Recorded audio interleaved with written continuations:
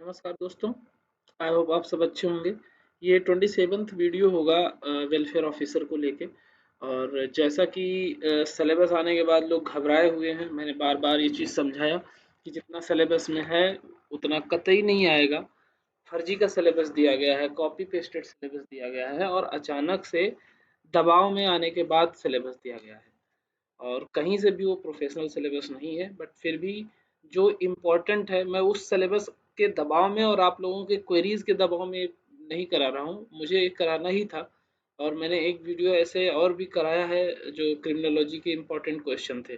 तो अभी फ़िलहाल मैं क्रिमिनोलॉजी पे फोकस कर रहा हूँ 2 4 6 वीडियो में, जिससे आपको थोड़ा सा ये भरोसा हो जाए कि हाँ, क्रिमिनोलॉजी कोई बहुत ज़्यादा जो है टफ नहीं है। टफ है, criminal justice system completely tough है, बट बेसिक जो आपको समझने के लिए और आपके सिलेबस और आपके काम के हिसाब से इस DSSB वेलफेयर ऑफिसर, मैट्रन और बाकी जो एग्ज़ाम है प्रोटेक्शन ऑफिसर वगैरह के, उनके काम के हिसाब से आपके लिए सफिशियंट है। तो फिलहाल स्टार्ट करता हूँ। The term translational criminology translates यानी प्रांशीकृत आपराधिक शास्त्र शब्द किसका अनुवाद करता है। दोस्तों, इसमें मैंने बहुत ज़्यादा डिज़ाइन और ये सब करने की कोशिश नहीं करी है, समय की बहुत कमी है। और आप देख लो रात को 12 बजे मैं ये वीडियो रिकॉर्ड कर रहा हूँ, अभी डालूँगा। मुझे ये भी नहीं रहता है कि व्यूज़ दिन में डालने से ज़्यादा आते हैं, वो आप लोगों के पसंद नापसंद पे होते हैं। तो फिलहाल मैं अपना काम कर रहा हूँ और इस पे बहुत ही ऐसे ही प्लेन मैंने जो है किया है, आप लोग ध्यान से इसको देखना। तो इसमें ट्रांसनेशनल क्रिमिनोलॉजी जो है वो क्या कहता है, उसका क्वेश्चन पूछा गया था। तो criminology theory concept to policy, मतलब जो थियरी है उसको पॉलिसी में कैसे कन्वर्ट किया जाए, उसको बताता है कि ट्रांसलेशनल क्रिमिनोलॉजी जो है ये कहता है कि जो आपकी पॉलिसी थियरी है उससे कैसे पॉलिसी में कन्वर्ट किया जाए, कैसे पॉलिसी बनाया जाए जिससे लोगों का बेनिफिट हो सके। तो इसमें देखिए, translational criminology is the process of applying criminological research and theories to develop and implement effective policies and practices within the criminal justice system. Its goal is to bridge the gap between academic research and real world application to enhance crime prevention and public safety.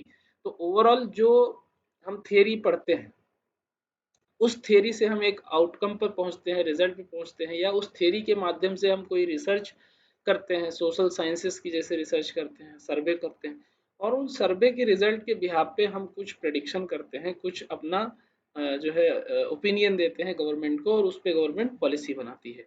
उसको लेके है ये from research to practice evidence based collaboration policy development improved outcomes. तो ये process है जो हम follow करते हैं from theory to policy making.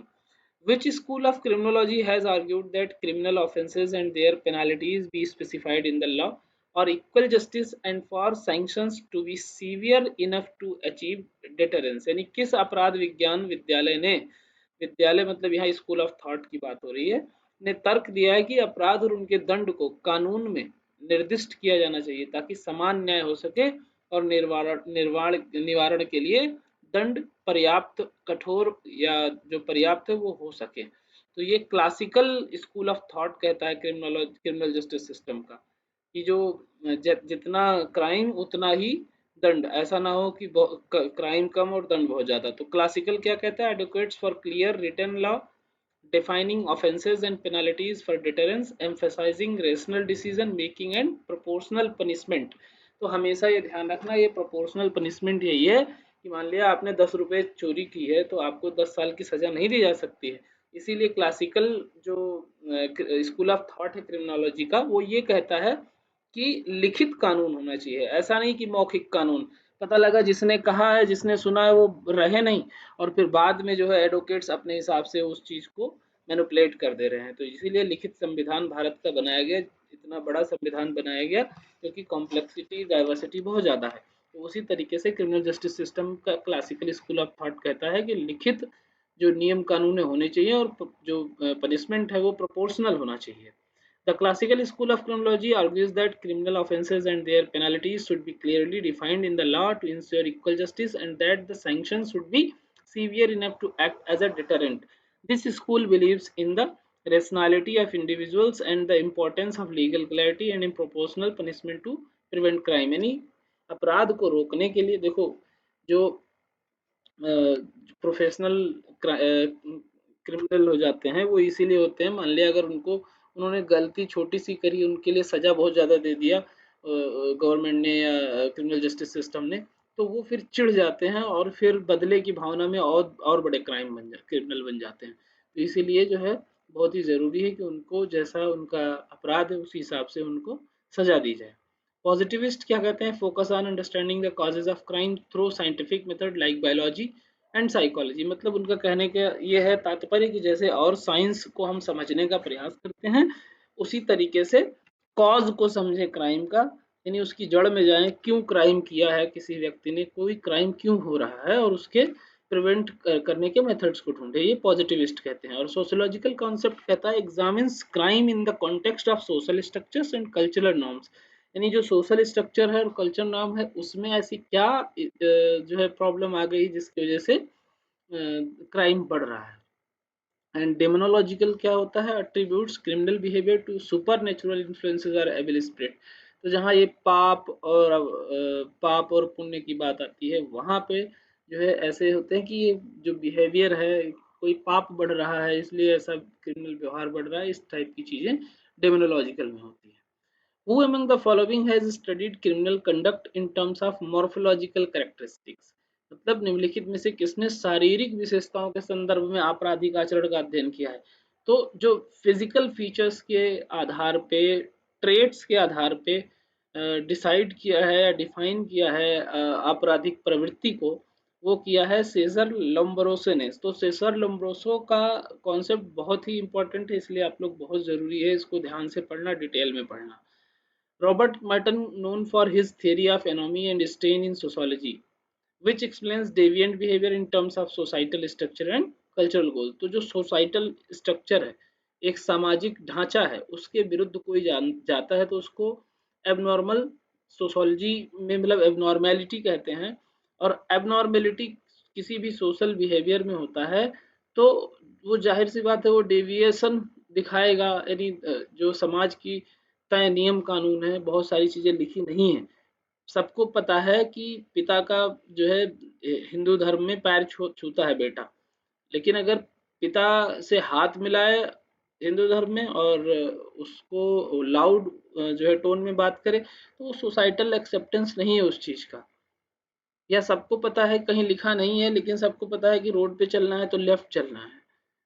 तो ये सब चीजें कुछ है जो सोसाइटी ने बनाई है नियम कानून, अगर उससे कोई हटता है, उससे कोई भटकता है तो उसी को हम जो है एनोमी एंड स्ट्रेन की कॉन्सेप्ट में फिट करते हैं। यानी जो रॉबर्ट मर्टन ने दिया है वो वही है कि सोशल स्ट्रक्चर और कल्चरल जो नॉर्म्स हैं उससे डिफरेंट कोई करता है तो वो एनोमी होता है।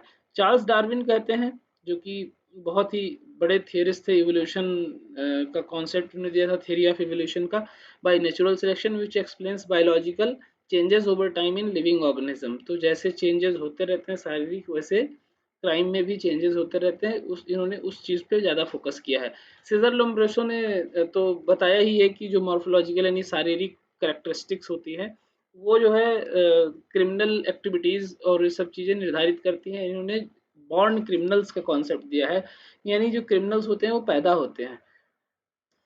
एंड एल्डूस हैक्सले ने कहा है, a novelist and philosopher known for work like Brave New World. तो ब्रेव न्यू वर्ल्ड किसने दिया है? एल्डस हक्सले ने, which explores dystopian themes and societal issues. Next question है, what offences does a person commit it he puts a businessman to fear of injury and run away with his purse and mobile phone. एक व्यक्ति कौन सा अपराध करता है यदि वह एक व्यापारी को चोट का डर दिखाता है और उसका पर्स और मोबाइल फोन लेकर भाग जाता है? तो ये कौन सा अपराध होगा? चोरी, एक्सटॉर्शन, रॉबरी, डकैती, मतलब डकैती होगा या रॉबरी होगा? तो ये रॉबरी होगा। रॉबरी को इसमें इन्होंने डकैती इसको भी लिखा है, रॉबरी को भी लिखा है, इसीलिए हमने लिखा था, तो डकैती इसको नहीं रहेगा, रॉबरी ही समझिए इसको। और जो डकैती होती है, आपने अभी हाल फिलहाल में एक शॉर्ट क्लिप आपने देखा होगा, वायरल हुआ होगा, ये जो रवि किशन की एक वेब सीरीज आई थी, मामला लीगल है। तो उसमें वो कहता है अपने ही क्लाइंट को डिफेंड करते हुए कि इसने चोरी की थी, या तो कहता है कि हाँ इन्हीं लोगों ने मारा था, लेकिन ये अकेले नहीं है, 5 लोग थे। तो वो कहता है ये 5 जो है ना, ये डकैती का केस है, नॉट रॉबरी का है या चोरी का है। तो इसलिए जो है ये रॉबरी होगा, ना कि डकैती होगा। तो अब इसमें देख लेते हैं definition. Theft the act of dishonesty taking someone else property with the intention of permanently depriving them of it। तो ये थेफ्ट होगा, चोरी होगा जो मतलब गैर ईमानदारी से किया गया होगा। एक्सटॉर्शन क्या है? The act of obtaining money property और services from a person through coercion of force, मतलब कोई डर और दिखा के किसी का मनी और प्रॉपर्टी ये सब ले लेना एक्सटॉर्शन है। रॉबरी क्या है? The act of stealing from a person और in the presence of person by using force, threats और इंटिमिडेशन, मतलब व्यक्ति के उपस्थित होने के बाद भी उसकी जो है उसको डरा धमका के ले जाना, वो रॉबरी है। डकैती में form of robbery involving a group of people using violence और threats of violence while committing theft. तो जब नंबर ऑफ पीपल ज्यादा होते हैं तब वो डकैती होता है। इन द सिनेरियो डिस्क्राइब, तो यही हमने इसमें जो है लिखा है, आप जो अभी तक हमने इसमें समझाया अलग अलग पॉइंट्स को। Then which country among the following does not have capital punishment? Capital punishment यहाँ पे पैसे से नहीं है। कैपिटल मतलब यहाँ मृत्युदंड है। ठीक है, तो मृत्युदंड कहाँ पे नहीं है? तो इटली में मृत्युदंड नहीं है, श्रीलंका, रूस और ईरान में है। Sri Lanka abolished the death penalty for all crimes in 2019, though there were discussions about reinstating it for serious drug offenses। तो अभी कुछ कुछ में है, बट 2019 के बाद इन्होंने कोई डेथ पेनाल्टी नहीं दी है। रसिया still retains the death penalty in law but has had a moratorium on its issue since 1996 as a member of the Council of Europe। Italy abolished the death penalty in 1947 with its last execution carried out in 1945। यानी 1945 के बाद में इन्होंने कोई death penalty नहीं दी है Italy ने। Iran uses capital punishment extensively, including for crimes such as drug trafficking, murder and espionage। मतलब ईरान में काफी ज्यादा डेथ पेनल्टी दी जाती है अभी। Which of the following home is related to the reformation and rehabilitation of commercial sex workers?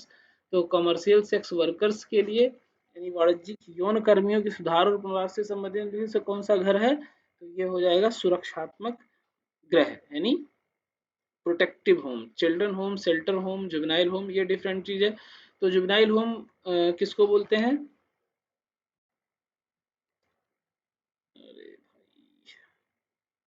Juvenile home है facilities for housing and rehabilitating juvenile offenders और at risk youth. तो ऐसे बच्चों को रखा जाता है जो जिन्होंने कोई अपराध किया है या किसी नियम कानून के विरुद्ध रहे हैं, या उनको वो ग्रुप में अपराध करके आए हैं। Shelter home provides temporary housing and support services for individuals experiencing homelessness, जिनके पास कोई घर नहीं है और मतलब ऐसे लोग जो वल्नरेबल हैं उनको शेल्टर होम में रखा जाता है। चिल्ड्रन होम में रेजिडेंशियल फैसिलिटीज फॉर ऑर्फेंड, और चिल्ड्रन होम में जो अबेंडेंड है, डेस्टिट्यूट चिल्ड्रन है, या जो है बोल सकते हो कि उनका कोई नहीं है, उनको चिल्ड्रन होम में रखा जाता है, प्रोटेक्टिव होम में। तो बताइए आपको कि विक्टिम ऑफ एब्यूज, एक्सप्लॉयटेशन और ट्रैफिकिंग किसी को उठा के लाया गया है तो ऐसे लोगों को प्रोटेक्टिव होम में रखा जाता है। Which of the following reports cause the enactment of the Madras Children Act 1920, the Bengal Children Act 1922 and Bombay Children Act 1924? निम्नलिखित में से किस रिपोर्ट के कारण मद्रास बाल अधिनियम 1920, बंगाल बाल अधिनियम 1922 और बॉम्बे बाल अधिनियम 1924 लागू हुआ? तो ये था the reckless report. Reckless report basically एक फॉरेनर का रिपोर्ट था जिन्होंने कुछ कुछ रिकमेंडेशन दिए थे जेल में सुधार के लिए। मुल्ला कमेटी रिपोर्ट, ये भी चूंकि मुल्ला कमेटी का रिपोर्ट जो था वो जेल सुधार के लिए था, अधिनियम था जो एक बना था, तो ये रिपोर्ट नहीं था बिल्कुल। Basically Indian jail committee report, this report primarily focused on the conditions of Indian jail and was not directly related to children's welfare.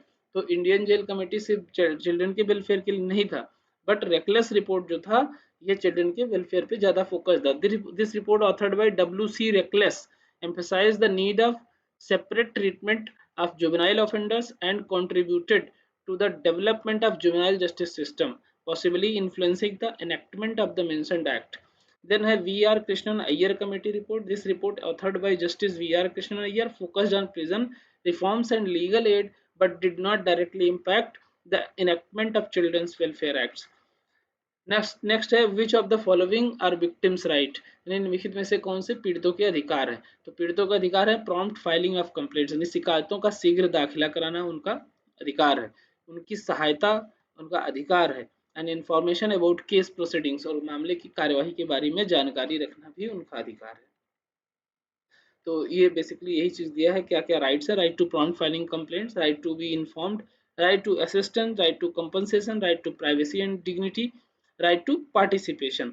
तो ये सब जो है क्रिमिनल प्रोसीजर के कुछ, और इंडियन पिनल कोड के तहत ये सब राइट दिए गए हैं, जैसे and the protection of women and from domestic violence act among others, जो बेसिकली वल्नरेबल पॉपुलेशन को, जिनके पास पैसे की दिक्कत होती है, जिनके पास सोशल सपोर्ट नहीं होता है, उनको फ्री लीगल एड देने की बात कही गई है। The process of keeping newly admitted prisoners separately under observation for a specified time is called, नव प्रवेशित कैदियों को निर्दिष्ट समय के लिए अलग अलग निगरानी में रखने की प्रक्रिया को क्या कहते हैं, तो इसको क्वारंटाइन प्रोसेस बोलते हैं, यानी संगरोध प्रक्रिया। क्लासिफिकेशन प्रोसेस क्या है? क्लासिफिकेशन प्रोसेस में basically involves assessing and categorization prisoners based on factors like their security risk, behavior and rehabilitation need। तो क्लासिफिकेशन में क्लासिफाई करते हैं कि ये कितना खतरनाक अपराधी है, उसका अपराध कैसा रहा है, तो उसी हिसाब से अलग अलग ब्लॉक्स में रखते हैं।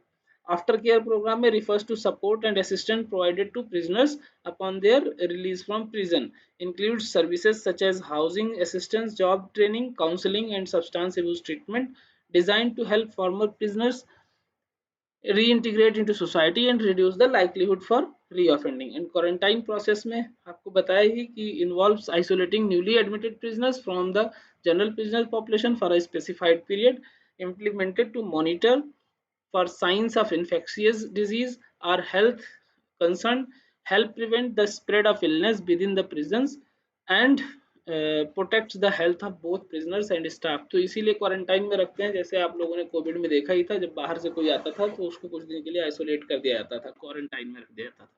तो उसी तरीके से नया जब कोई कैदी आता है तो उसको इसलिए भी रखा जाता है कि उसको कोई फंगल इन्फेक्शन हो, कोई बैक्टीरियल इन्फेक्शन हो या कोई और तरीके की बीमारी हो तो वो बाकी प्रिजनर्स में ना फैले, उसको इसीलिए ऑब्जर्वेशन में कुछ दिन रखा जाता है। प्री रिलीज प्रोग्राम में क्या होता है? Consist of programmes and services aimed at preparing prisoners for their eventual release into the community, यानी समुदाय में जाने से पहले उसको मेंटली प्रिपेयर करते हैं, उसकी काउंसलिंग करते हैं कि कैसे वो जाके वापस उस सोसाइटी को अडॉप्ट कर पाएगा। Include educational, vocational training, counselling and reintegration support intended to equip prisoners with the skills and resources necessary to successfully transition back into society and reduce the risk of recidivism। Which among the following comes under green criminology? तो green criminology के अंतर्गत क्या आता है? इसमें basically trafficking in person, यानी व्यक्तियों की तस्करी जो है वो ग्रीन क्रिमिनोलॉजी में आता है। और बेसिकली ग्रीन क्रिमिनोलॉजी जो नेचर को हार्म करने की जो भी क्राइम है, चाहे वो जो है महंगे जो इमारती लकड़ी है उसको, उसकी कटाई, उसका तस्करी करना, तो ये सब ग्रीन में आता है। बट चूंकि इसमें बेस्ट ऑप्शन जो है ना ट्रैफिकिंग इन पर्संस इसलिए होगा क्योंकि इसमें बाकी चीजें इन नेचुरल चीजें, बाकी ये जो है पर्सन नेचुरल है। तो आप इसमें देखेंगे सेडिशन है, फिशिंग है, थेफ्ट है, ट्रैफिकिंग इन पर्सन है। सेडिशन क्या होता है? इट रिफर्स टू एक्शंस और speech inciting rebellion against the authority of state. it typically falls under the category of political or ideological crime rather than environmental crime। तो आप जब किसी state के अगेंस्ट जो है कोई काम करते हैं, उसके नियमों के विरुद्ध जाके कोई काम करते हैं तो सेडिशन होता है। फिशिंग होता है साइबर क्राइम, यानी किसी का पासवर्ड हैक कर लेना, किसी की सोशल मीडिया हैंडल हैक कर लेना और उससे जो है उसके बदले में पैसा मांगना। थेफ्ट तो बाकी आप जानती हैं चोरी है। और ट्रैफिकिंग इन पर्सन का आपको मैंने बताया कि इन पर्सन अगर इन पर्सन अगर किसी को जो है आप चाहे लेबर के लिए, चाहे किसी और काम के लिए जो है जबरदस्ती उससे काम कराते हो, रखते हो, सेक्सुअल एक्सप्लॉयटेशन करते हो, तो वो ट्रैफिकिंग इन पर्सन हो जाएगा और इसको ग्रीन क्रिमिनोलॉजी में रख सकते हैं। बाकी वाइल्ड लाइफ से रिलेटेड अगर है तो वो तो ग्रीन क्रिमिनोलॉजी में आएगा ही। The first statistical information on crime was published in, तो फ्रांस में पहला जो है सांख्यिकी प्रकाशित हुआ था। आप लोगों से एक क्वेश्चन है, बहुत ही कॉमन, बहुत ही सरल क्वेश्चन, कि भारत में कौन सी संस्था है जो अपराध का जो है स्टैट्स प्रोवाइड करता है? Earlier on which of the following was not a form of corporal punishment, यानी शारीरिक दंड का प्रारूप कौन नहीं था? तो कोड़े मारना, अंग भंग करना, दागना या निर्वासन करना। यानी दागना मतलब किससे? आग से। आग का क्या होता था, जैसे बीड़ी सिगरेट से दागते हैं उसी तरीके से कोई आग से, किसी तरीके से कोयले से या किसी से गर्म चीज से दागना, यानी जो है स्किन को टेम्पर करना। म्यूटिलेशन यानी अंग भंग कर देना, यानी हाथ पैर तोड़ देना। कोड़े मारना तो आपने देखा ही है, कपड़े का जो है एक गांठ बना लेते हैं उससे मारते थे। तो ये तीनों चीज तो ये कॉर्पोरल पनिशमेंट में आएगा, बट जो निर्वासन है, ट्रांसपोर्टेशन है, ये नहीं आएगा।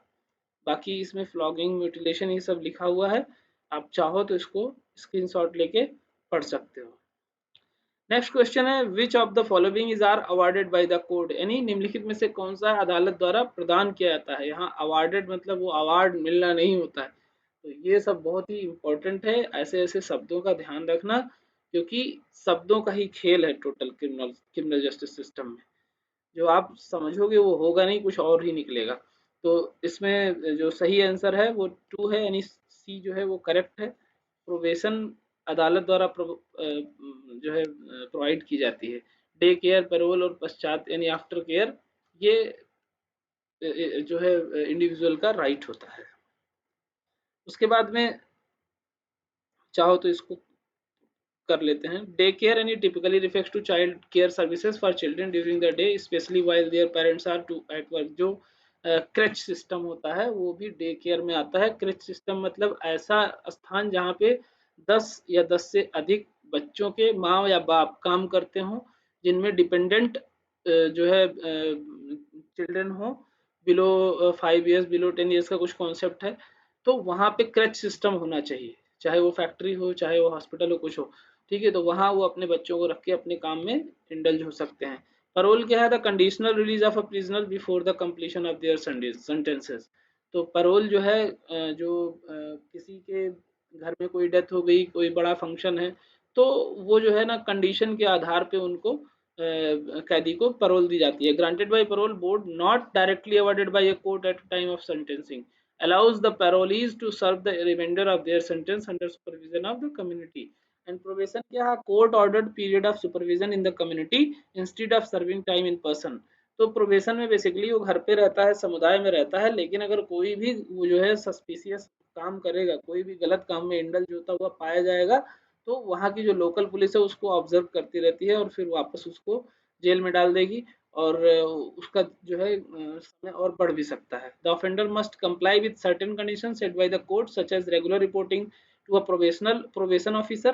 तो जो प्रोबेशन ऑफिसर है वहाँ थाने और उस कैदी और जेल और उसके बाद में ये आपका न्यायालय के बीच में जो है ब्रिज का काम करता है और लाइजन करता है, बेसिकली केस रिपोर्ट तैयार करता है। Attending counselling, performing community services directly awarded bye the court, and aftercare are programs and services provided to individual after they have been released from prison to support their reintegration into society। यानी reintegrate कराने के लिए जो basic services होती हैं, counselling होती है, training होती है, हाउसिंग असिस्टेंस होता है, वो प्रोवाइड करते हैं, इसको आफ्टर केयर बोलते हैं। नेक्स्ट है, legal representation is a crucial and integral part of the juvenile justice process. It is reflected in, यानी विधिक प्रतिनिधित्व किशोर न्याय प्रक्रिया का एक महत्वपूर्ण और अभिन्न अंग है। यह इसमें परिलक्षित होता है।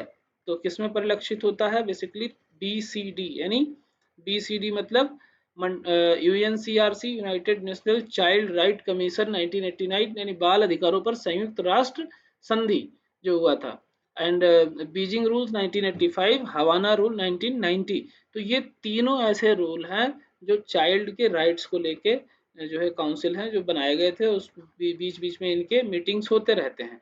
अब इनकी मीटिंग्स में देखोगे आप तो मंडेला रूल्स क्या कहता है? Officially known as the United Nations standard minimum rules for the treatment of prisoners. they focus on the general treatment of prisoners and do not specifically address legal representation for juveniles। तो ये juvenile पे focus नहीं करता है Mandela. बाकी UNCRC, United Nations convention on the rights of the child, तो ये नाम में ही बच्चों के, चाइल्ड के राइट्स की बात करता है। The international treaty explicitly emphasize the right of children to legal assistance and fair treatment in judicial and administrative proceedings। Beijing rule क्या कहता है? United nation standard minimum rules for the administration of juvenile justice. They specifically address the need of juveniles to have legal representation and fair treatment within the juvenile justice system. Havana Rule, officially known as the United Nations Rules for the Protection of Juvenile Deprived of Their Liberty, they emphasize the importance of legal representation and other protections for juvenile in detention. under which law are under which law are crime victims belonging to scheduled castes and scheduled tribes provided compensation by the government, यानी किस कानून के तहत अनुसूचित जाति और अनुसूचित जनजाति से संबंधित अपराध पीड़ितों को सरकार द्वारा मुआवजा दिया जाता है। तो इंडियन पिनल कोड तो एक क्रिमिनल जस्टिस सिस्टम का एक समझ लो ग्रंथ है, उसमें ये चीज है नहीं। Protection of civil rights act भी नहीं कहता है, SC/ST prevention of atrocities act, यानी अनुसूचित जाति अनुसूचित जनजाति अत्याचार निवारण अधिनियम के तहत उनको मुआवजा दिया जाता है। आईपीसी 1860 में आया, अब इसके जगह भारतीय न्याय संहिता आ चुका है। Protection of civil right act ये 1955 में आया, और SC/ST prevention of atrocities act 1989 में आया। Section 21 mandates the formulation of schemes for the provision of relief and rehabilitation to victims of atrocities। तो सेक्शन 21 याद रखना। इंडियन एविडेंस एक्ट 1872, अब भारतीय साक्ष्य अधिनियम आ गया है इंडियन एविडेंस एक्ट की जगह पे। उसके बाद में मतलब थोड़ा सा उसमें बदलाव हुआ है। अमंग द नेक्स्ट क्वेश्चन है, among the following which country awards the death penalty to those indulging in corruption. तो करप्शन में जो इन्वॉल्व है उनको डेथ पेनल्टी कौन देता है? रिपब्लिक ऑफ चाइना, यानी चाइना गणराज्य। बाकी United state of America, Brazil और न्यूजीलैंड इसमें डेथ पेनल्टी बहुत कम है और ना के बराबर है, ये काफी लिबरल इनका क्रिमिनल जस्टिस सिस्टम है। Crime prevention through environmental design यानी CPTED इज एसोसिएटेड विद, तो CPTED किससे एसोसिएटेड है? Crime prevention through environmental design इसका फुल फॉर्म है, और ये है रे जैफरी से, इसका जो मतलब जो इनके प्रोपोनेंट है। MS जांकोस्की क्या है? MS Jankowski is known for his sociological research and work on urban communities and social structures. His work does not specifically relate to principle of CPTED, which focuses on environmental design to prevent crime. Raj Jafari associated with CPTED, अब इनके बारे में देख लेते हैं। Criminologist developed the concept of CPTED in early 1970। तो एक criminologist थे। His research emphasise the role of physical environment in reducing opportunities for crime and enhancing public safety. Jeffrey's CPTED principles include natural surveillance, natural access control, territorial reinforcement, and maintenance. These strategies aim to design environments that deter criminal behavior by making potential targets more visible and accessible only to legitimate users. And Thresher कौन थे? Frederick Thresher is best known for his influential work on gang behavior and urban sociology. Particularly his history The Gang, published in 1927। तो Frederick thresher का gang behaviour and urban sociology काफी famous है। इन्होंने the gang नाम से एक book भी publish किया 1927 में। Thrasher research focused on social dynamics within urban environments, but it did not specifically address the CPTED। Klein कौन थे? There are various individual with the surname Klein in the field of criminology and sociology, but none are directly associated to CPTED। The term pity and probity, देखो petty is different thing but pity is different thing, ठीक है। तो petty एक different type का offense है, ये है pity। pity and probity शब्द किससे संबंधित है इसमें ये पूछा गया है, तो ये राफेलो गारोफालो से संबंधित है। एनरिक फेर्री का an Italian criminologist and student of Cesare Lombroso, यानी जो एनरिक फेर्री थे ये सीजर लैम्ब्रोसो के स्टूडेंट रहे, क्रिमिनोलॉजिस्ट भी रहे। कंट्रीब्यूशन इनका ये है, इन्होंने लैम्ब्रोसो के ही काम को आगे बढ़ाया है, उन्हीं की थ्योरी को आगे बढ़ाया है। तो इसमें बहुत ज़्यादा डिस्कस नहीं करेंगे। फिर इनकी वैसे थ्योरी अगर देखोगे तो इनकी थ्योरी है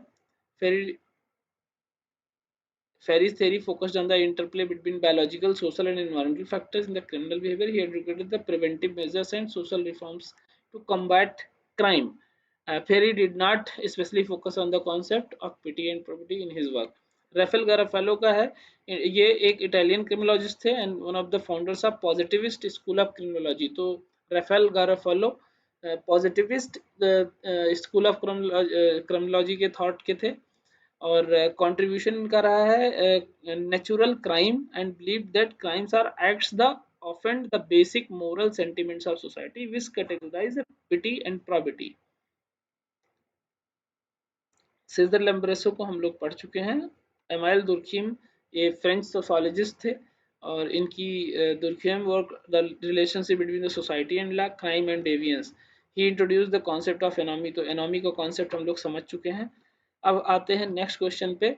ये क्वेश्चन है, who observe that the restorative justice program aimed at harm reduction and reintegration of offenders into the community। किसने देखा कि पुनर्स्थापनात्मक न्याय कार्यक्रम का उद्देश्य हानि को कम करना और अपराधियों को समुदाय में पुनः एकीकृत करना है, यानी कि देखा जाए तो हमें अपराध को नहीं, अपराधी को नहीं, अपराध को खत्म करना है। तो ये जॉन ब्रेथवेट का थॉट रहा है। John Hagen, a prominent sociologist and criminologist known for his work and sociology for law and criminal justice, particularly on the intersection of crime and social inequality. Hagen has contributed significantly into criminology, but he is not especially known for restorative justice. So Travis Heskey focus on reasons individual confirm to deviate from societal norms, emphasizing bonds to society। And Robert Marton का क्या था, ये एक sociologist रहे हैं।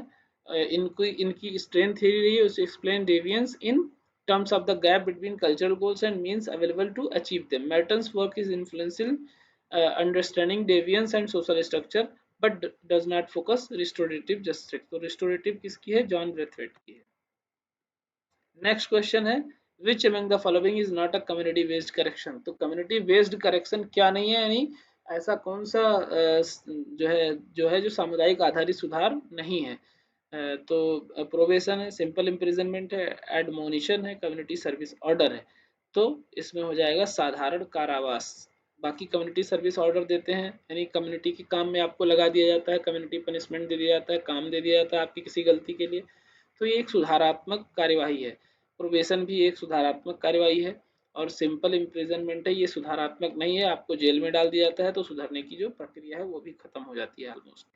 तो इस तरीके से आपका 20 क्वेश्चन मैंने कराया है, और काफ़ी इम्पोर्टेंट ये क्वेश्चन रहा है। तो आप लोग अगर ध्यान से देखेंगे तो मुझे लगता है काफ़ी फ़र्क आएगा आपके जो प्रॉब्लम है क्रिमिनल जस्टिस सिस्टम से लेके इतना उहापोह मचा हुआ है, उसमें काफ़ी